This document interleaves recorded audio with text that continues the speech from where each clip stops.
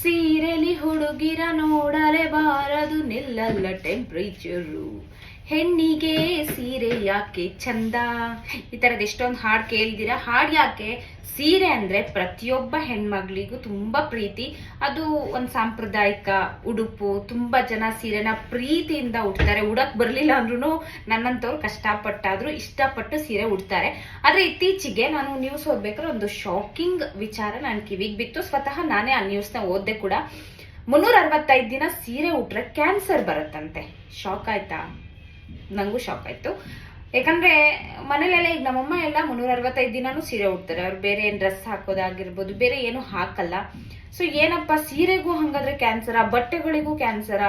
ಇವತ್ ಸೀರೆಗೆ ಬಂದಿದೆ, ನಾಳೆ ಚೂಡಿದಾರಕ್ಕೆ ಬರುತ್ತೆ, ಅದಾದ್ಮೇಲೆ ಜೀನ್ಸ್ ಪ್ಯಾಂಟ್ಗೆ ಬರುತ್ತೆ, ಏನ್ ಮಾಡೋದು ಅಂತ ನಂಗಂತೂ ನ್ಯೂಸ್ ಓದ್ಬೇಕಾದ್ರೆ ತಲೆ ಕೆಟ್ಟೋಗ್ಬಿಡ್ತು.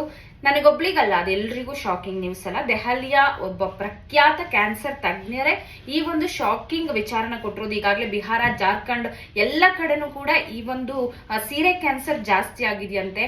ಭಯ ಆಗೋಗಿದೆ ಈ ಕಡೆಗೆ ಯಾವಾಗ ಬರುತ್ತೋ ಅಂತ. ಬರ್ದೇ ಇದ್ರೆ ಸಾಕಪ್ಪ ದೇವ್ರೆ ಅಂತ ಹರಕೆ ಹೊತ್ಕೋಬೇಕು. ಏನಂತೀರಾ?